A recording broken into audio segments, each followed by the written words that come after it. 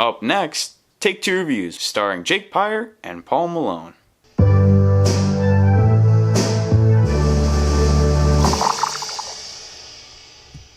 Welcome back to Take Two Reviews. I'm Jake Pyre. And I'm Paul Malone. And today's discussion will be Hereditary. So this was directed by Ari Aster. Famous movies, actually. He just came out with this movie this year called Midsummer. Yeah, he's kind of buzzing right now. People are interested in what he's doing. It was actually a pretty interesting horror movie. This one was like you can kind of tell like a lot of people praise him for this one. It was definitely different. I haven't seen much like that in the way of horror. Famous cast members from this include Toni Collette. She was in Sixth Sense, the mom. Also in the new movie Knives Out. I have not seen that. Just really good at playing like creepy moms. She just had kind of that face, honestly. I've seen her face before. That was the thing. I don't know. Also, she's lovely when she's not.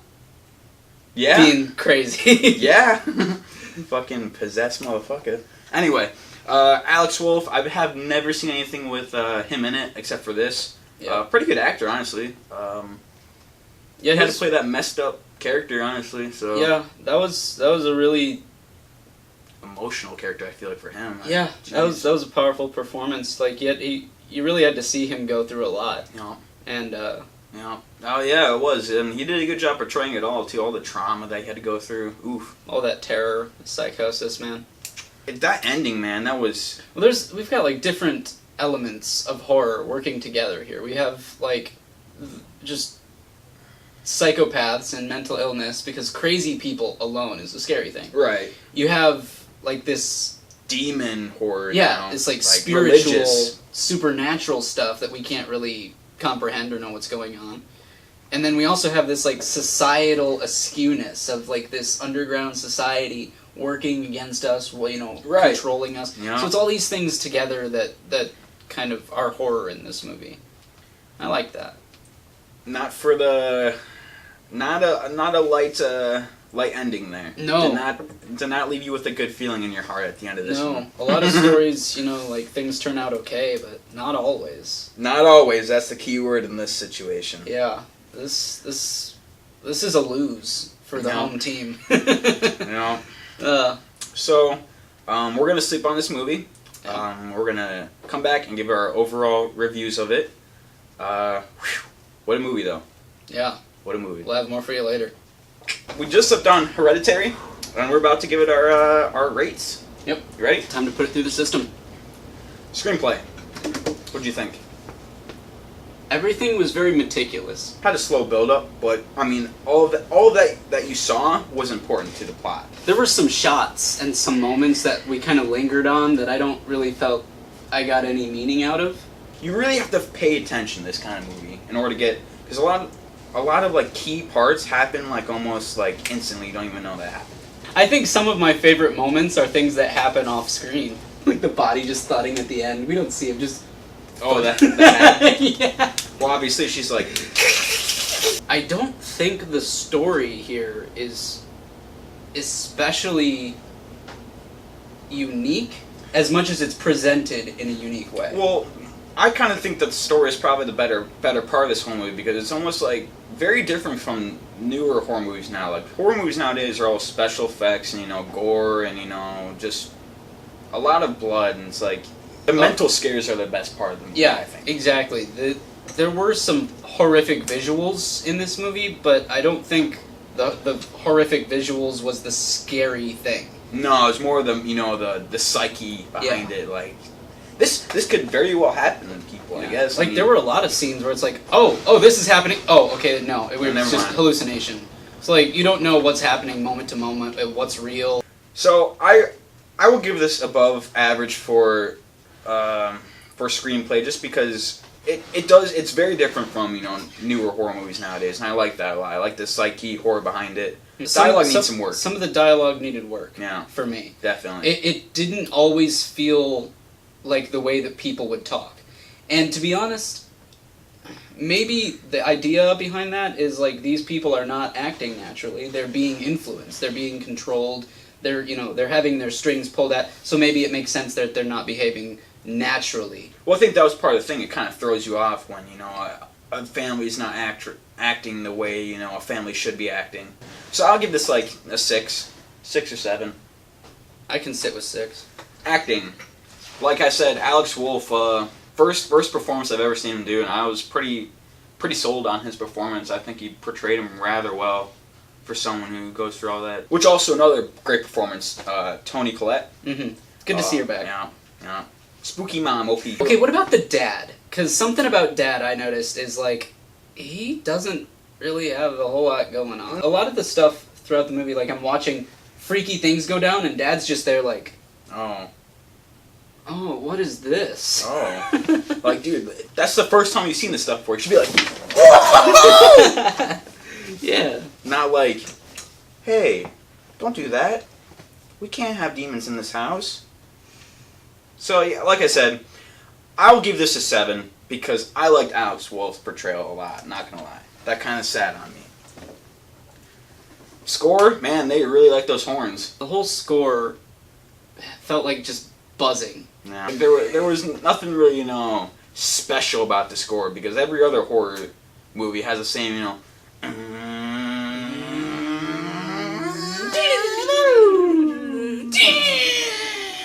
boom, boom, boom. Yeah. Okay, I'll give him points for working in the buzzing, though. Yeah, it does. Because that was thoughtful. That was something that recurred and showed up, and it gave you some atmosphere of, like... Well, also, I think doing a horror score has to be one of the hardest things out of all the genres to do because you almost have to be off. You want it to be, almost like it's unpleasant to hear. Yeah. Unsoothing, not the traditional music where it sounds lovely. The complete opposite, where you don't want to hear something like that because it'll spook you. Writing a score for a horror movie has to be pretty difficult, but nothing really special about it, I would say. Nothing really stuck in my mind other than the reoccurring horns every fucking scene, so I'll give this about like a... I'd say 5. I'd say 5 average for a horror movie. Sound effects. Okay, other than the off-screen clinks and clanks, No, there's like all the thuds. Somebody had to sit down and like really think about what a piano wire, like, sawing through a vertebrae would sound like, and somebody had to like make that sound. And then the thud. Yeah. So, like, I'd say of the sound effects stuff, things that stood out the most were the supernatural stuff. Yeah. With like the flies. Oh yeah, they got the fly sounds. Yep. Yeah. Other than that though, there wasn't really a lot of stuff that stand out either. Like I'd say this is about a 5. I'll give him 6. I'll give him a 5. Okay. So that art and design, I like the idea of the miniature, rooms and everything. Yeah. I thought that was a cool idea. They took it even beyond the house, because we see, like, miniatures that she builds of, like, Peter's school, or the funeral home, or the scene of the accident. And then it's like whole parts of the world that they're just minimizing. And then she also builds things that she feels, too. Like, there was one where there was Peter in his bed with his head chopped off. Yeah. That didn't happen, but she made that. Oh yeah, all the dead bodies, like, oof, like Grandma's dead body in the attic. Yeah. That was pretty nasty. It was very believable. Very believable. Yeah, those bodies looked like bodies. So, I give that a 6. I was lingering on 7, but I'll give it a 6. Cinematography. I thought it was creepy and dark, but it was really well shot. They did the lighting very good. Yeah. Especially for the dark scenes. Yeah. All the pictures that they created were well composed. Yeah. It felt good to look at the things, even if the things that we're looking at are disturbing.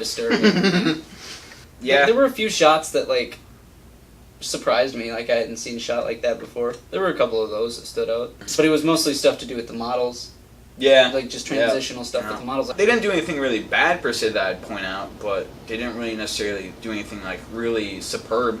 Like, story-wise, this definitely didn't play it safe. No. Like, acting-wise, didn't play it safe. No. But I feel like picture-wise, they played it pretty safe. Didn't break a lot of ground, but what they did well, I feel. I'm gonna say 5. It's average for me.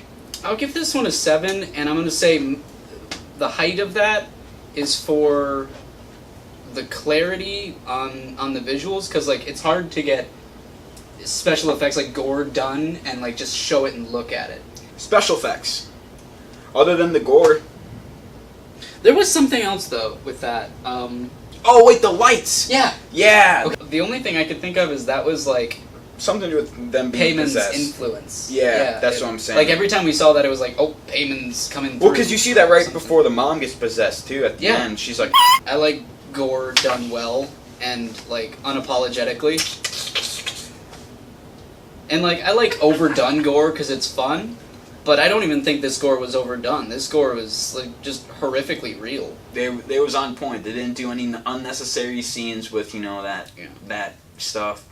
What they did was the perfect amount, I thought. Mm-hmm.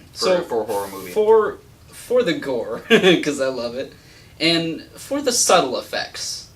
Like, I'll say this also. A lot of the scenes with all the flies, I'm almost positive not that many flies were there. If any. Yeah. There were definitely. a few shots where I was looking at the screen like, are those real flies? They probably didn't Are even... those special effects flies? They So that's something else I want to consider for special effects. So for all that, I would say 7. I'm sticking with 6. Alright. Film editing.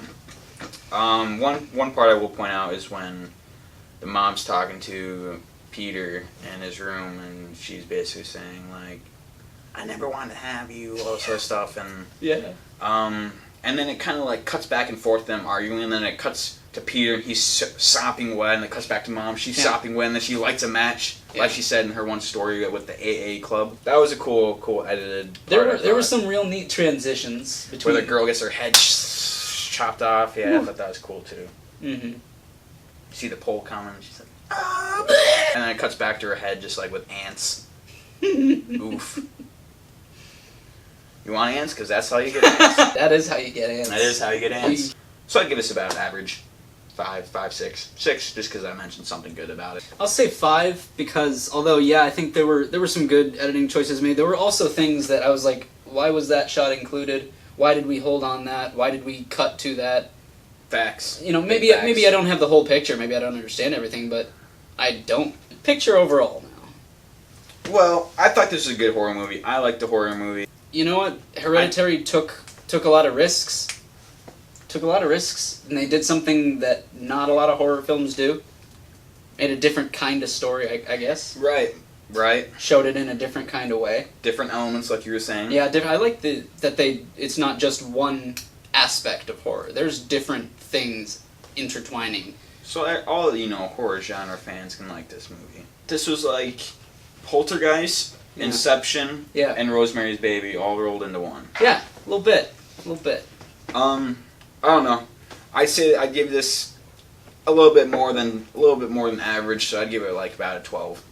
12 out of 20 seems good. I mean, I'm looking at my list here. There wasn't anything that really stood out other than the acting. I really liked the acting. I gave that the highest rate, so I'm gonna have to go with the 12. I think that's. I was happy with the performances, with the effects, and with the cinematography. No. So what would you give this one? Lucky 13. Lucky 13. Lucky 13. So totaling up our scores for Hereditary, I arrive at a grand total of 62 out of 100. And I came to the conclusion of 58 out of 100, leaving us to the average of 60 out of 100. So pretty good for a horror movie, I'd have to say. A lot of horror movies just don't have it all there, honestly, and that's the problem. I'll take this one over most of Blumhouse's stuff. Oh, and most definitely. I think it's better made. I think it's more artistically conceived and executed. Would you watch this movie again? See, not right away. Yeah. But some other time. Yeah, I'd sit down and go through it again. I know there's a lot of stuff I probably missed the first time. That's what I'm saying. And for that, I'd want to check it out again just for the details. Yeah, same for me. Like I said, there was a lot you'd have to pick up on the first time watching it, so the second time is definitely ideal.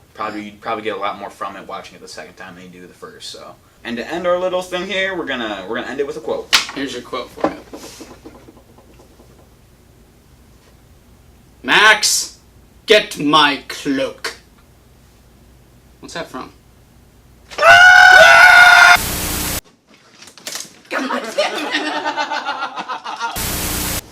So we just slipped on Take 2 reviews. You want to try that again? Oh, yeah. Good evening. Welcome to Bad Bitches. I'm in. Take 2 review. How dare you take Ari Aster's movie and say bad things about it? Well, you could have done something different. Huh.